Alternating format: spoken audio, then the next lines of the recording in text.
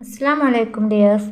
നമ്മളിന്ന് ഡിസ്കസ് ചെയ്യാൻ പോകുന്നത് 2ാം ക്ലാസ്സിലെ വാർഷിക പരീക്ഷയായിട്ടുള്ള സമസ്ത മദ്രസയുടെ അഖ്ലാഖിലെ ക്വസ്റ്റ്യൻ പേപ്പറാണ്. നമുക്ക് ക്വസ്റ്റ്യൻസ് ചെക്ക് ചെയ്യാം. ഒന്നാമത്തെ ആക്ടിവിറ്റി ശരിക്ക് ടിക്ക് മാർക്ക് അടയാളപ്പെടുത്താം.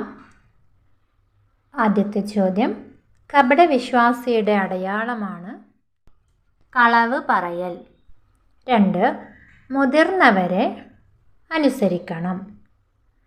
3, എത്ര വലുതായാലും നമുക്ക് എല്ലാറ്റിനും ഉമ്മ തന്നെ വേണം. 4ാമത്തെ ചോദ്യം, ഇമാം നബവി റളിയല്ലാഹു അൻഹുയുടെ പേര് യഹ്യ ഇബ്നു ഷറഫ്. 5ാമത്തെ ചോദ്യം, നമുക്ക് മരുന്ന് വാങ്ങിത്തരുന്നത് പിതാവാണ്.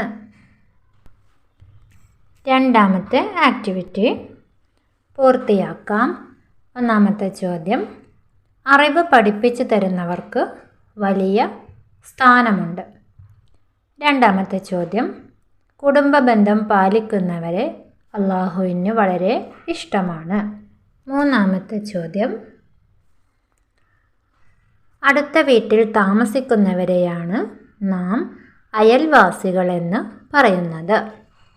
4ാമത്തെ ചോദ്യം, നബിയെ ഇഷ്ടപ്പെടുന്നവർ നബി സല്ലല്ലാഹു അലൈഹി വസല്ലമയുടെ പേരിൽ ധാരാളം സ്വലാത്ത് ചൊല്ലും.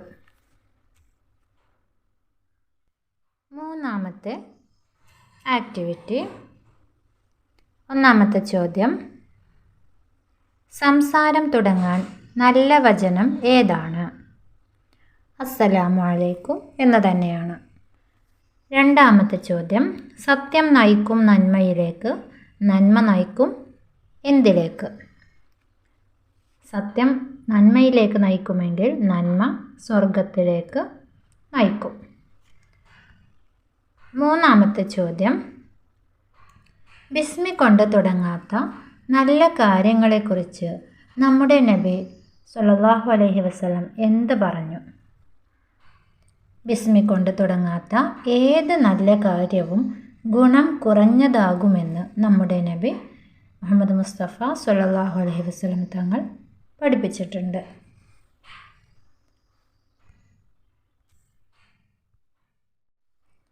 4ാമത്തെ ചോദ്യം,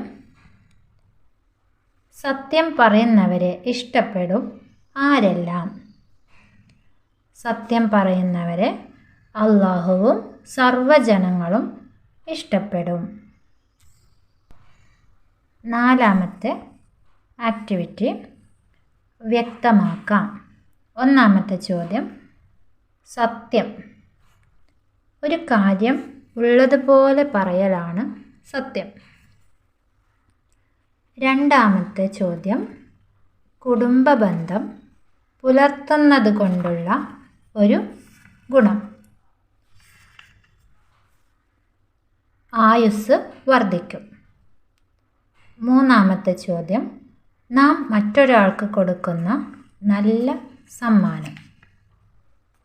നാം മറ്റൊരാൾക്ക് കൊടുക്കുന്ന നല്ല സമ്മാനമാണ് സലാം പറയൽ. 5ാമത്തെ ആക്ടിവിറ്റി പൂരിപ്പിക്കാം.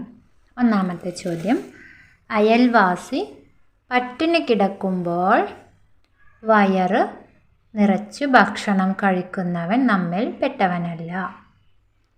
2ാമത്തെ ചോദ്യം, നമ്മുടെ മതം പഠിപ്പിക്കുന്നവർ ശരിക്കും സ്വർഗത്തിലേക്കുള്ള നമ്മുടെ വഴികാട്ടികളാണെന്ന് നാം ഓർക്കണം. 6ാമത്തെ ആക്ടിവിറ്റി തെറ്റ് തിരുത്തി എഴുതാം. സ്ഥാനം എന്നുള്ളതിൽ ഒരു ഹാ മിസ്സായിട്ടുണ്ട്. 2ാമത്തെ അക്ഷരമായിട്ടുള്ള ത ഇട്ടതിന് ശേഷം ഒരു ഹാ ചേർത്തിട്ട് വേണം അലിഫ് കൊടുക്കാൻ.